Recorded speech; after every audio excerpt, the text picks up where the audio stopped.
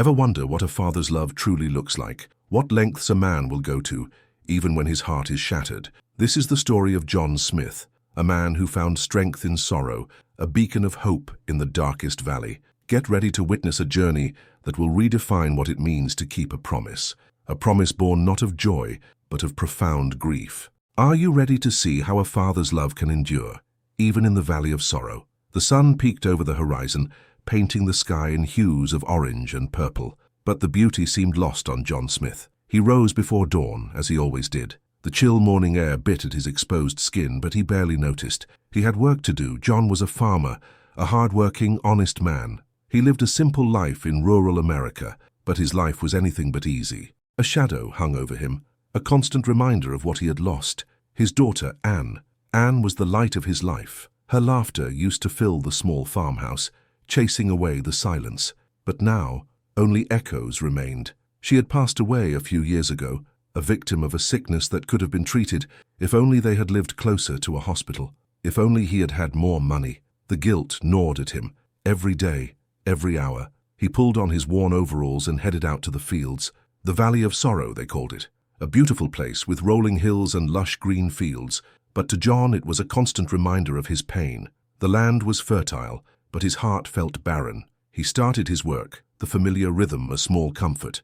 The earth was hard, but he was stronger. He tilled the soil, planting seeds of hope, even though hope felt like a distant memory. He remembered Anne helping him in the fields, her small hands struggling to hold the heavy tools. He could almost hear her voice, her infectious giggle as she chased butterflies through the tall grass. He paused, his hand resting on the shovel. He closed his eyes, trying to hold on to the memory, the image of her smiling face, her bright blue eyes. He missed her so much it hurt. He opened his eyes, the pain of familiar ache. He had to keep going. He had to honor her memory. He continued his work, the sun climbing higher in the sky. The day wore on, each task a small victory against the overwhelming grief. He worked in silence, his thoughts his only companions. He remembered the stories he used to tell Anne, tales of brave knights and magical lands. She would listen with rapt attention, her eyes wide with wonder. He had promised her he would build her a castle, a place where she could be a princess, where she would always be safe.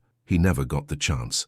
The sun began to set, casting long shadows across the valley. John finished his work, his body aching with exhaustion. He walked back to the farmhouse, the silence heavier than ever. He ate a simple meal, alone at the kitchen table. He looked around the empty room, his heart aching with loneliness. He missed Anne's presence, her warmth, her laughter.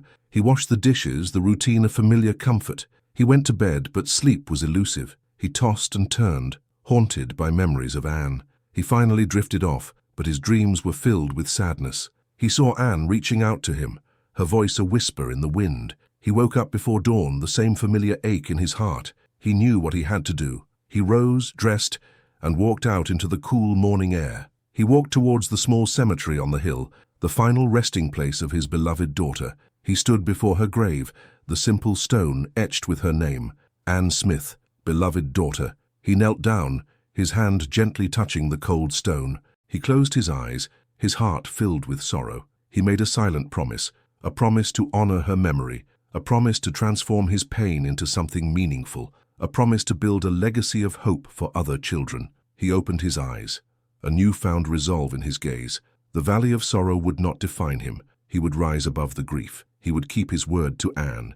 He would build her castle, and in doing so, he would build a better world. He stood up, his back straight, his shoulders squared. He looked out over the valley, the sun rising in the distance. A new day was dawning, and with it, a new purpose. His journey had just begun. John, driven by the vow he made to Anne at her graveside, adjusted his worn jacket. He needed trucks, 15 of them, trucks to haul the materials, the stone, the wood, everything needed to build Anne's hospital. He walked into the gleaming Mercedes-Benz dealership, the polished chrome and leather, a stark contrast to his faded work boots and calloused hands. Ricardo, a salesman with a slicked-back hairstyle and a condescending smile, approached him. "May I help you, sir?" he asked, his tone suggesting he doubted John could afford anything on the lot. "Yes," John said, his voice a little rough. "I'm looking to buy 15 trucks." Ricardo's smile faltered, replaced by a look of disbelief. He glanced at Patricia, another salesperson who stifled a giggle behind her hand. 15? Ricardo repeated. raising an eyebrow. "And what kind of trucks would you be interested in, sir?" John described his needs. Sturdy, reliable vehicles capable of carrying heavy loads. He spoke with the quiet authority of a man who knew machinery, a man who had spent his life building things, but Ricardo wasn't listening. He was seeing only the faded jeans, the weather-beaten face, the lack of pretense. "Perhaps you'd be more comfortable looking at our pre-owned selection down the street," Ricardo suggested, his voice dripping with thinly veiled disdain. "We wouldn't want to waste your time or ours." Patricia chimed in, her voice saccharine sweet. "Yes, sir, we specialize in serving a different clientele here." John felt a flush of heat creep up his neck. The humiliation was a physical blow, a punch to the gut. He'd faced down angry foremen, wrestled with stubborn machinery, and endured the bone-aching fatigue of hard labor.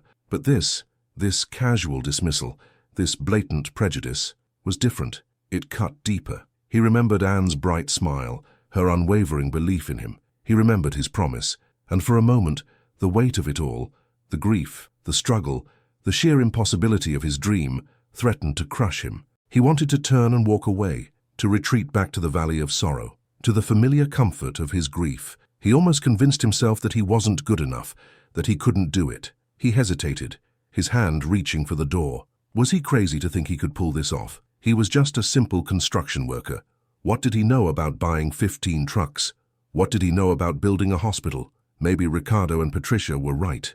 Maybe this dream was just too big, too foolish. He lowered his head, the pain of Anne's loss compounded by the sting of their words. He was about to leave, defeated, when a voice boomed from across the showroom.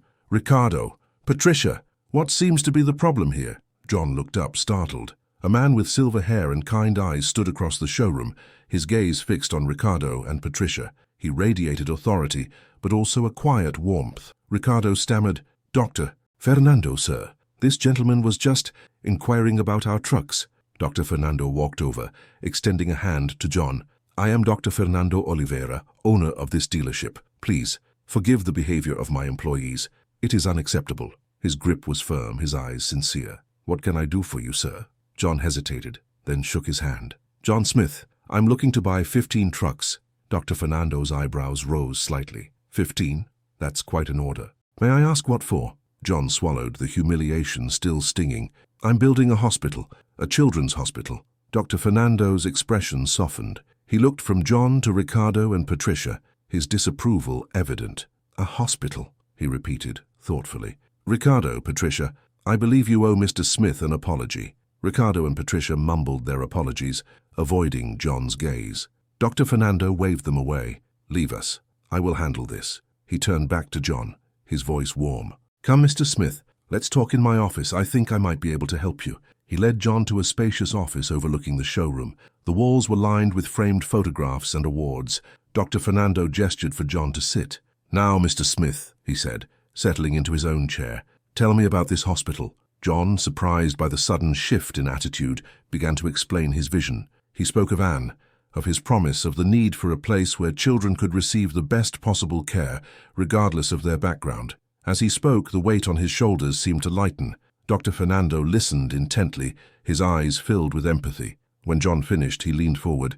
"Mr. Smith, I am very moved by your story, and I am ashamed of the way you were treated here. I want to help you." He paused, his gaze steady. "I lost my own daughter many years ago. I understand the pain you are going through, and I understand the need to honor her memory." John was taken aback. He hadn't expected such openness, such understanding. Dr. Fernando continued, "This dealership, it's successful, yes, but it doesn't fulfill me. I've been looking for a way to give back, to make a real difference. Your hospital, it's exactly what I've been searching for." He stood up and walked to the window, looking out at the busy street. "I can't give you 15 trucks for free, Mr. Smith, but I can offer you a deal, a very good deal, and I can offer you more than just trucks.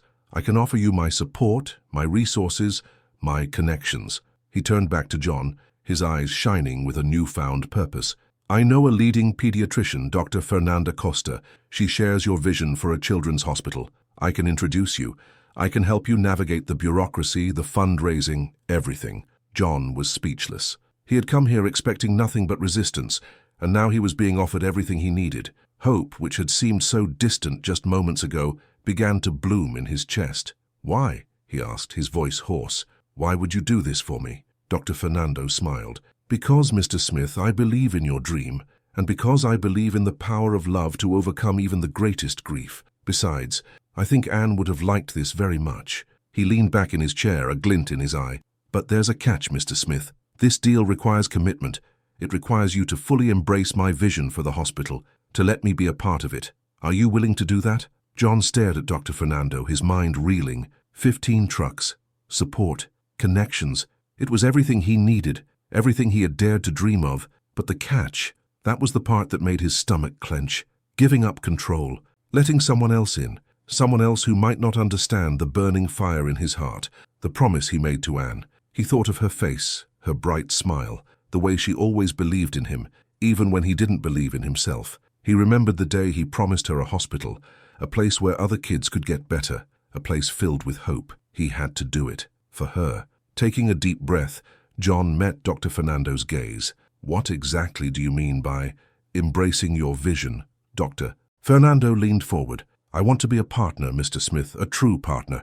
I want to be involved in every aspect of this project, from the design to the staffing. I want to ensure that this hospital is not just a building, but a beacon of hope for children and their families. My experience with Dr. Fernando Costa, my network and my financial support can accelerate the process." John hesitated. He had always been a solitary man, a man who liked to be in control. But he also knew that he couldn't do this alone. He needed help, and Dr. Fernando was offering him a lifeline. He thought about the humiliation at the dealership, the way Ricardo and Patricia looked at him like he was nothing. He would show them. He would show everyone. He would build that hospital, even if it meant swallowing his pride and accepting help from someone else. "All right," John said, his voice firm. "I'm in. I accept your offer." A smile spread across Dr. Fernando's face. "Excellent, Mr. Smith. I assure you, you won't regret this." The two men shook hands, sealing the agreement. John felt a surge of determination coursing through him.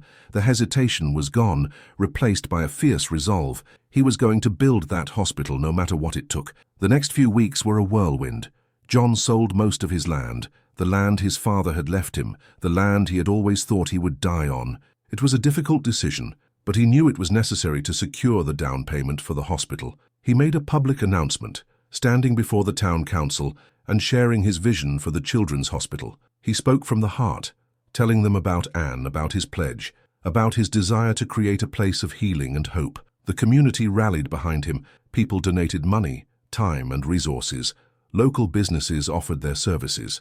Even Ricardo and Patricia, humbled by John's unwavering commitment, offered their apologies and pledged their support. John knew the journey ahead would be long and arduous. There would be setbacks, challenges, and moments of doubt. But he was no longer alone. He had Dr. Fernando Costa, and the entire community behind him. He was ready. He was ready to face whatever came his way. He was ready to fulfill his solemn promise. Little did John know the first hurdle was already looming. Securing the necessary permits and funding for the hospital was proving to be a bureaucratic nightmare. Red tape, endless paperwork, and countless meetings with city officials threatened to derail the entire project before it even began. And somewhere in the shadows, someone was actively working against him, whispering doubts and spreading rumors, determined to see John Smith fail. The letter crumpled in John's hand. The funding, gone, just like that. He sank into a kitchen chair, the worn wood digging into his skin. The despair threatened to consume him. He looked around the small kitchen. It felt empty, even more so than usual. The chipped paint on the walls, the mismatched chairs, they all seemed to mock him. He had pledged to Anne that he would build a place where kids wouldn't have to suffer as she did. Now, what was he supposed to do? He ran a hand through his already disheveled hair. Doubts like insidious whispers filled his mind. Was he good enough? Was he strong enough? Maybe those doctors were right. Maybe he was just a construction foreman, a man out of his depth. He couldn't sleep. He tossed and turned, the image of Anne's smiling face flashing in his mind, quickly followed by the cold, sterile walls of the hospital room where she spent her final days. His sacred vow echoed in the darkness, a cruel reminder of his potential failure. He thought about giving up, just walking away, letting someone else, someone more qualified, take over. The thought was tempting, a siren song promising relief from the relentless pressure. But then he remembered Anne's eyes, the light in them, even when she was sick. He remembered her unwavering belief in him, her simple, unconditional love. How could he betray that? How could he betray her memory? The first rays of dawn crept through the window, painting the kitchen in a pale grey light. He rose, his body stiff and aching. He needed to see her. He drove to the cemetery, the familiar route feeling longer than usual. The air was cold, damp, and the sky was overcast. He walked slowly through the rows of headstones, each one a silent testament to a life lived, a life lost. He found her grave, a simple granite marker adorned with a small bouquet of wildflowers he had placed there just last week. He knelt down, his hand tracing the etched letters of her name, Anna Grace Smith. "Hey, Annie," he whispered, his voice thick with emotion. "I messed up. I don't know what to do anymore." He told her about the funding, about the doubts, about the crushing weight of his grief. He poured out his heart, his words raw and honest. "I promised you," he said, his voice cracking. "I pledged to build this hospital, but I don't know if I can." He sat there for a long time, the silence broken only by the gentle rustling of leaves. He felt lost, adrift, a ship without a sail. He had reached his lowest point, the darkest night of his soul. The thought of surrender was almost overwhelming. As he stood to leave, defeated and heartbroken, his phone buzzed in his pocket. He almost ignored it, but something compelled him to check. It was a message from Dr. Fernando. "John, call me, urgent. I think I have some good news about your project." John stared at the message on his phone, the words urgent, good news, blurring through the tears that still clung to his lashes. "Dr. Fernando, good news? After everything?" He swiped to answer, his hand shaking so badly he almost dropped the phone. "Hello?"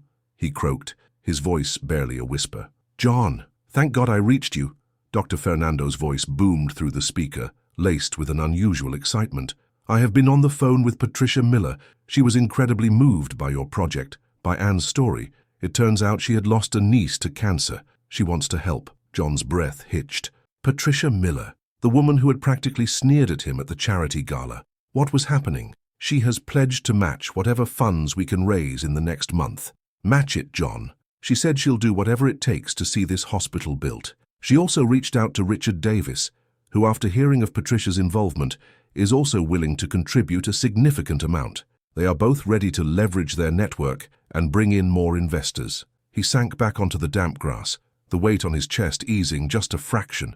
It couldn't be real. This was too good to be true. I don't understand," he stammered. "Why?" "She said she saw the look in your eyes, John. The pain, the love. It reminded her of her own loss. She wants to honor Anne's memory, and she wants to help other children." "And Davis?"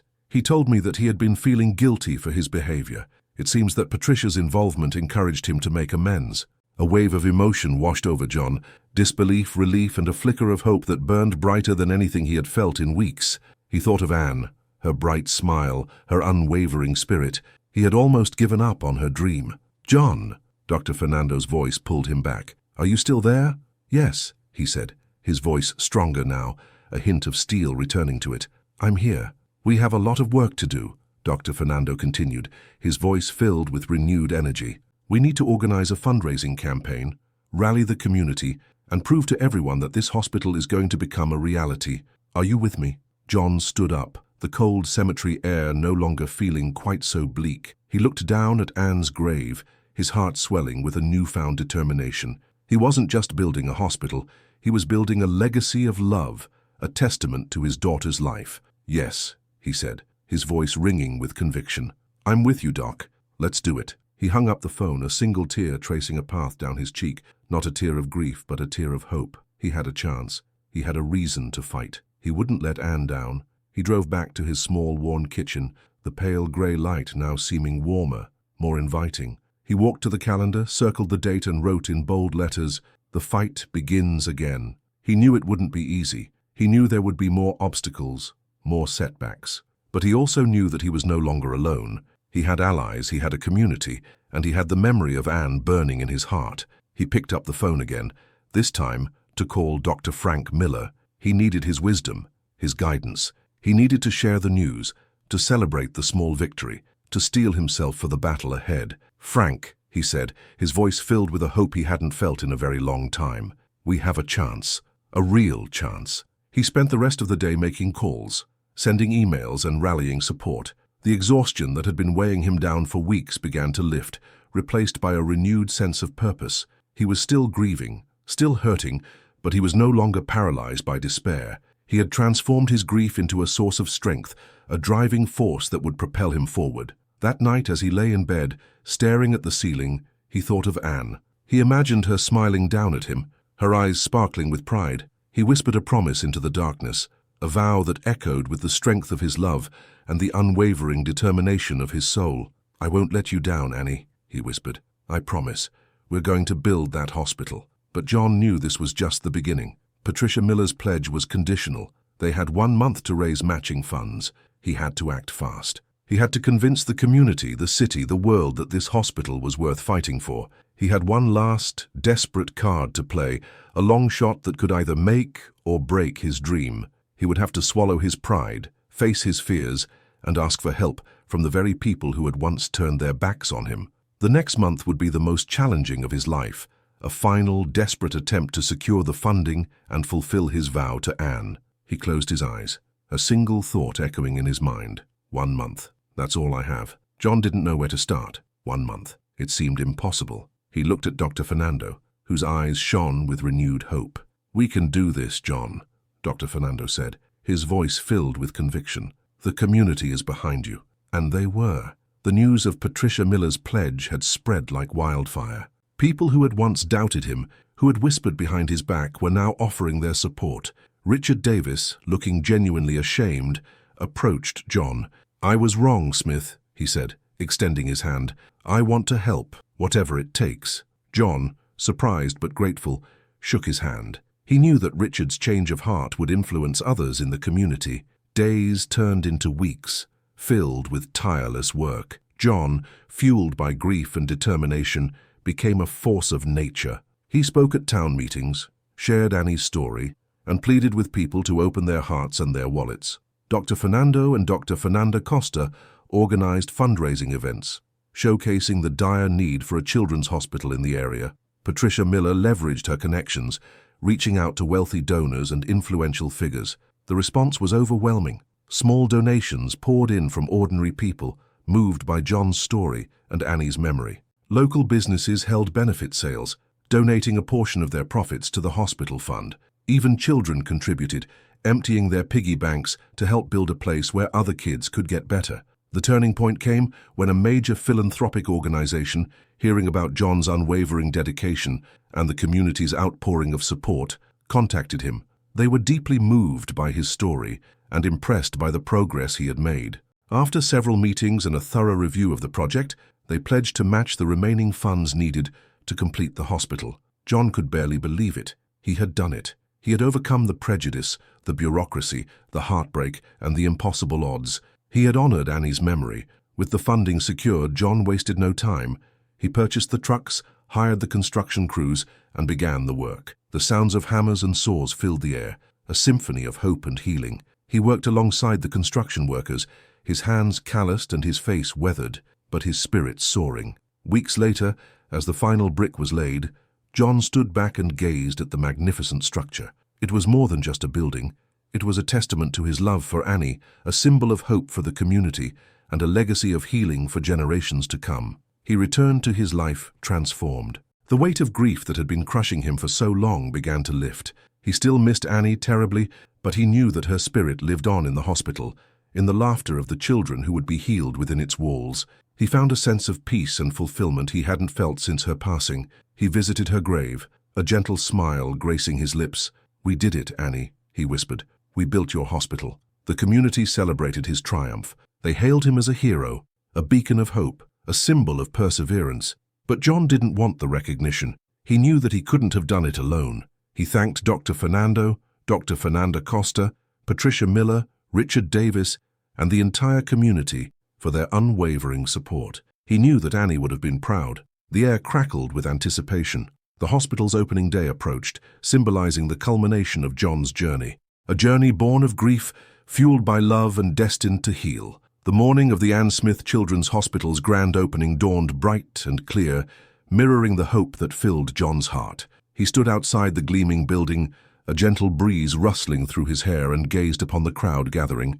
It was a sea of faces, young and old, filled with anticipation and gratitude. He saw Dr. Fernando, his eyes twinkling with pride, Patricia Miller, radiating genuine warmth, and even Richard Davis, his shoulders squared, a sincere smile gracing his lips.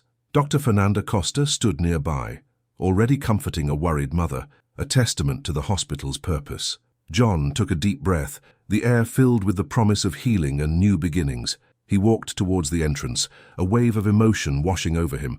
It was more than just the opening of a hospital, it was the culmination of a promise, a testament to Annie's enduring spirit, and a beacon of hope for countless children. The ceremony began with Dr. Fernando taking the stage. He spoke of John's unwavering dedication, his refusal to be defeated by grief and prejudice. He spoke of Annie, her bright spirit, and the legacy of love that she had inspired.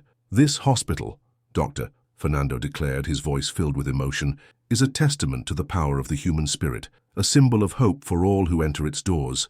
Patricia Miller then stepped forward, her voice sincere and heartfelt. "I was wrong," she admitted, her eyes meeting John's. "I judged you, I doubted you, but you proved me wrong. You showed us all the true meaning of compassion and perseverance. This hospital is a gift to our community, a gift from you and Annie." Richard Davis followed, his voice humbled. "I am ashamed of my past actions," he said, his gaze fixed on the ground. "I tried to tear you down, but you rose above it. You have shown me the importance of empathy and the power of forgiveness. I am honored to be a part of this legacy." Finally, it was John's turn to speak. He approached the podium, his heart pounding in his chest. He looked out at the crowd, his eyes filled with tears, and saw Annie's face in every child present. "This hospital," he began, his voice choked with emotion, "is for Annie. It's for all the children who need help, who need hope. I made a promise to my daughter, and I intend to see it through." He spoke of his grief, his struggles, and the unwavering support he had received from Dr. Fernando, Dr. Fernanda Costa, Patricia Miller, Richard Davis, and the entire community. He spoke of the importance of turning pain into purpose, of finding strength in adversity, and of never giving up on hope. "Annie taught me the true meaning of love," he said, his voice trembling. "She taught me to see the good in everyone, to never judge, and to always believe in the power of kindness.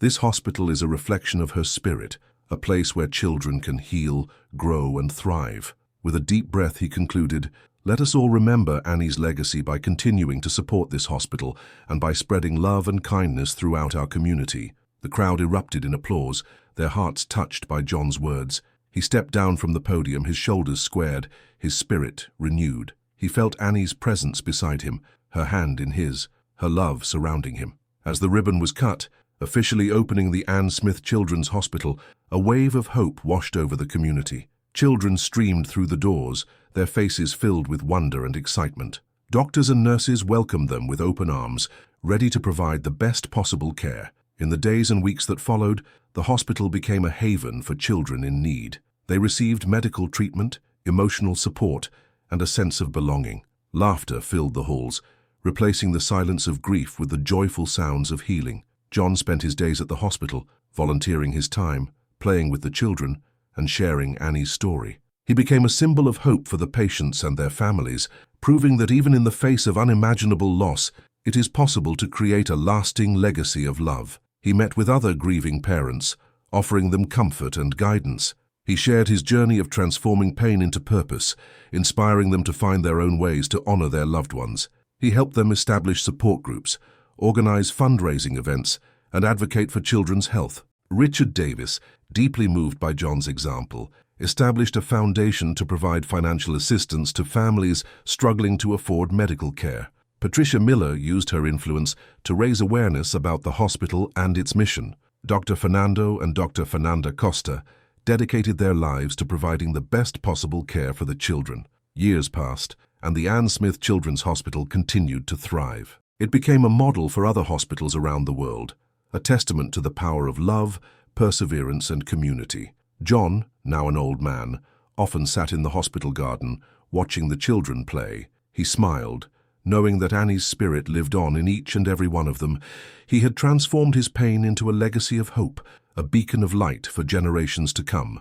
One day, a young girl approached him, her eyes filled with curiosity. "Mr. Smith," she asked, "why did you build this hospital?" John smiled, his eyes twinkling with warmth. "I built it for my daughter, Annie," he replied. "She loved children, and she wanted to make the world a better place." This hospital is her dream come true." The girl smiled, her heart touched by John's words. "Thank you, Mr. Smith," she said. "You've made my world a better place." John smiled back, his heart filled with joy. He had fulfilled his pledge. He had overcome his grief and prejudice. He had created a lasting legacy of love and healing. He closed his eyes, feeling Annie's presence beside him. "We did it, Annie," he whispered. "We made a difference." And as the sun set over the Ann Smith Children's Hospital, casting a warm glow upon the faces of the children playing in the garden, John knew that Annie's legacy would live on forever, inspiring hope and healing for generations to come. His journey, born of unimaginable loss, had culminated in a triumph of the human spirit, proving that even in the darkest of times, love can conquer all.